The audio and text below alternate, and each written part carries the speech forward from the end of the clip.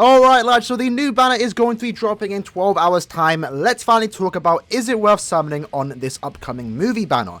Now right off the get-go, I will say, the value is definitely there. If you are someone that has some spare orbs that you want to use on a banner like this, it's not the worst thing to do. The free banner characters all have their own uniqueness to them, they're all very, very good. And also the filler pool is surprisingly good. And again, if you want to summon this banner, myself included, I'm going to be doing 5 multis tomorrow just to test my luck. Let me just try and get one of the characters. Also, let me try and get some dupes of some characters too.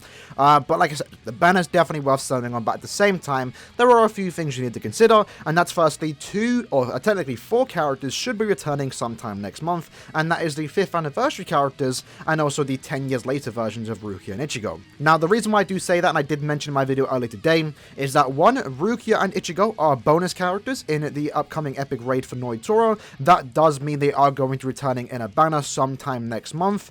Maybe you want to summon for those characters instead. They are technically better than these lot, so do keep that in mind. And also, 60 million download celebration is going on right now, and we're definitely going to get a 60 million download celebration summon banner. So I wouldn't be surprised. I would be surprised if the 5th anniversary characters didn't return on that banner. So do keep that in mind, right? This banner is worth going for in its own right, but there's also good banners coming out in the future. And also, we are literally about to enter May, and that does mean the anniversary is in like 3 months' time. So keep that in mind, lads. It might be a good time to start saving some of these banners. This banner is a movie banner. We don't know when they are going to return, if ever. You know how movie licensing is a bit of a sticky situation. Like, the movie characters basically return once a year. I'm about to say month there. Once a year, lads. So we don't know how common these characters are going to come back. That being said, though, they're still worth talking about. They're still worth summoning for, so let's talk about it.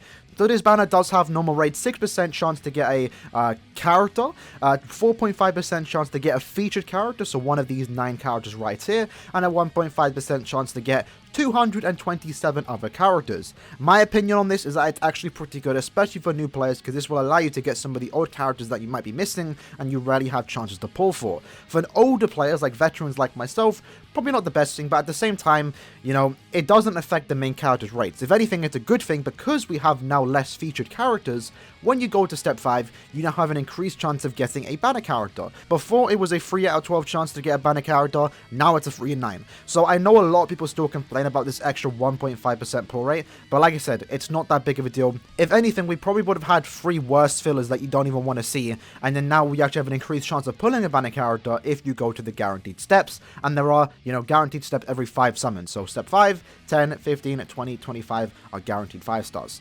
So the banner itself is actually pretty good. As far as the, you know, featured characters go, we have 2 14 recharge links, being the Nelio and also the Tensei Zangetsu.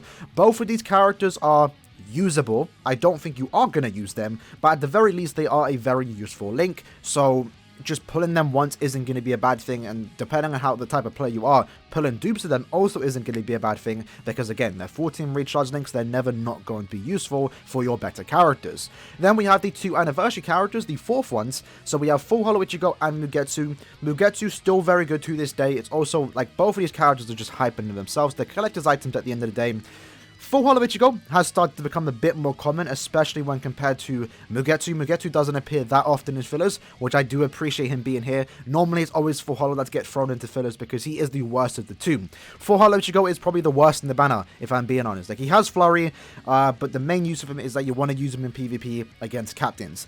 Like, sure, you can use him in co-op, you could use him in PvE play, but you're forcing yourself to use him. He doesn't really excel anywhere, so he's quite average when it comes to, you know, just normal characters. But he's also very cool. His special animation is one of the best in the game. His animations in general are really, really clean. It's also Full Hollow Ichigo, so I really do dislike that this character isn't as good as someone like Mugetsu, who is still perfectly usable in today's meta, who is still the best, like, Hollow Killer for the heart attribute. So he's still very good, still worth going for, and unless you have Mugetsu 5-5, then there's really no complaints to be made if you do pull a dupe of him. And then the last 2 other fillers for this feature pull are going to be the Momo and also the Kisuke. Kisuke is one of the best characters in the game. He is a Linkzor character, so let's quickly showcase that.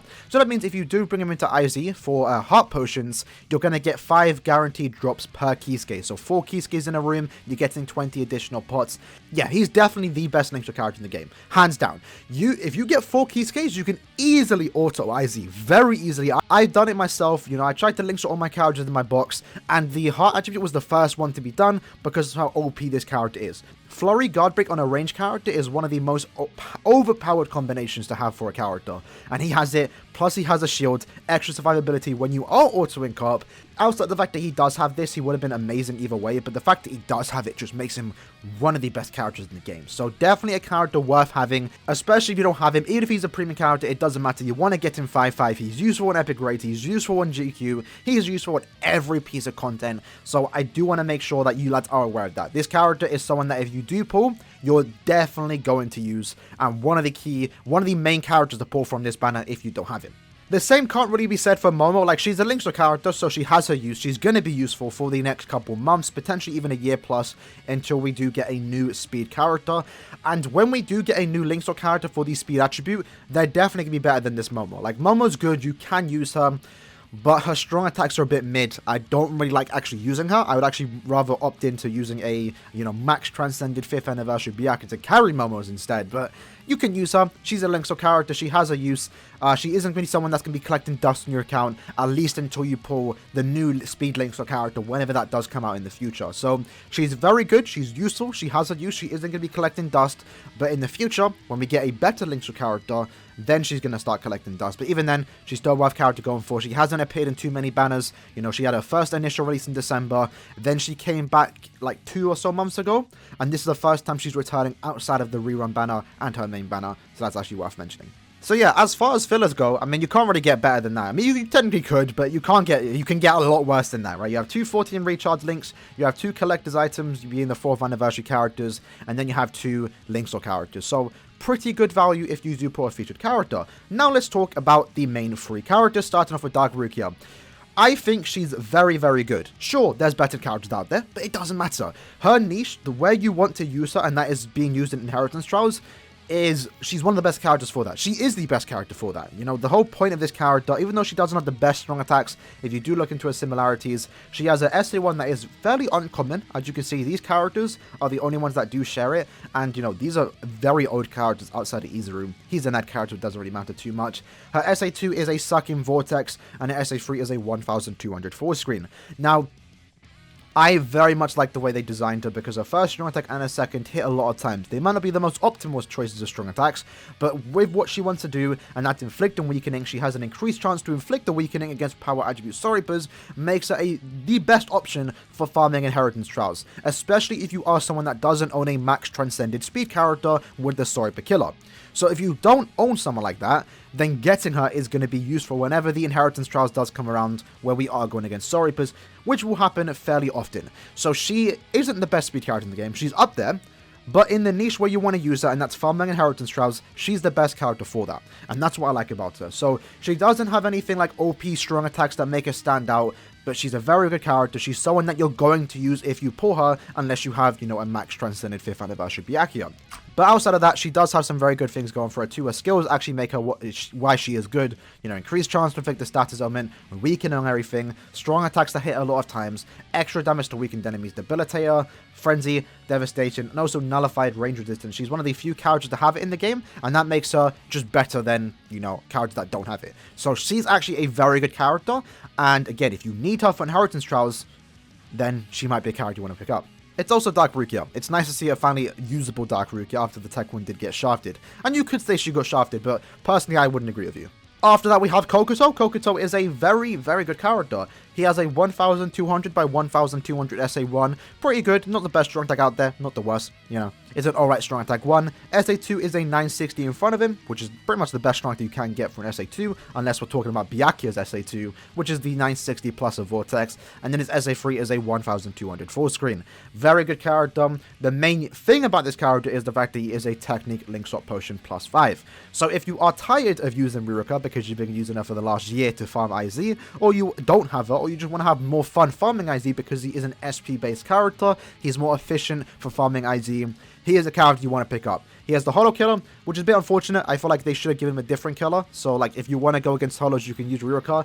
But it's kind of annoying that the 2 Linkster characters that we do have, both of them have Holo Killer, for at least with the power attribute. So, he, again, is a character that is very good, can clear a lot of content. He's also useful in the Pacific Floor Senkamon. I believe it's 48 or 49. And he's also a Linkster character, so he's going to be a character that you're going to use.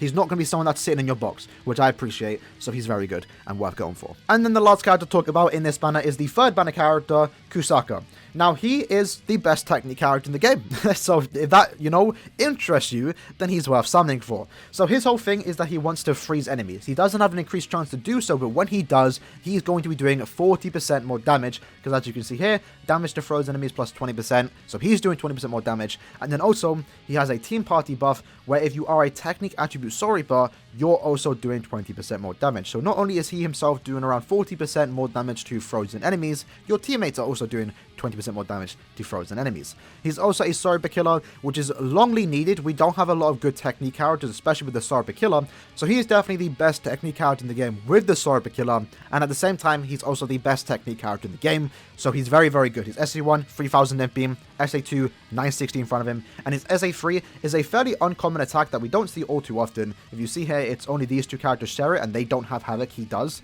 And it's a 810 into a 1200, so it's a distant AoE. I actually really do like distant AoE attacks. I think they're actually better than a full screen, so he's actually very, very good. And if you're summoning just because you want an OP tech character, he might be someone you want to pick up. But at the same time, I do want to preface, and this isn't guaranteed or confirmed to happen, the 6th anniversary, in my opinion, that character, whenever they do drop, I'm sure they're going to be overpowered like the 5th anniversary characters were. I'm going to assume that he's going to be he or she is going to be technique. Because if you look at the past anniversary banners, the attributes for those characters, 2nd anniversary gave us a speed character, 3rd anniversary gave us a power character, 4th anniversary gave us a heart and mind character, and then the 5th anniversary gave us a power and speed. So we haven't received an anniversary character that is technique. So if we do get, a 6th anniversary character, which we will do, July 23rd, by the way, that's probably when we're going to get, hopefully, a new tech character that might outshine someone like this character here, Kusaka. But even then, he's still probably going to hold the #1 title for best tech character for at least for the next 3 or so months. So he's not going to be someone that you're not going to use. If I pull him, I'm definitely using him to farm Inheritance Trials because, again, he's very, very good. And that right there, lads, was basically the banner breakdown for the main banner. As always, you do have the individual options. So if you don't care about Rukia, if you don't care about Kusaka, you only want Kokoto, your best chance of getting him is on the individual banner. Do keep that in mind. And also, a good thing about the individual banners is that the past movie characters are returning. So if you are missing Dark Rukia and Ichigo, like myself, it might be worth pulling on Kusaka. If you're missing Tosho and Shurin, then it might be worth summoning on Kokoto. And if you're missing the other Kokoto and Kisuke, then it might be worth summoning on the Rukia banner. Keep that in mind. For me, I'm going to be doing first step on every banner right here because I'm missing every movie character but Senna.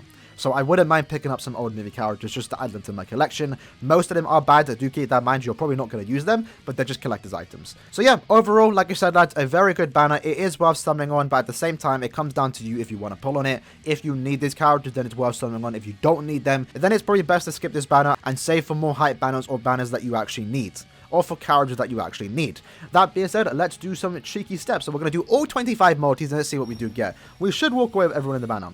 And we did. So we got in 25 multis. That's not too bad.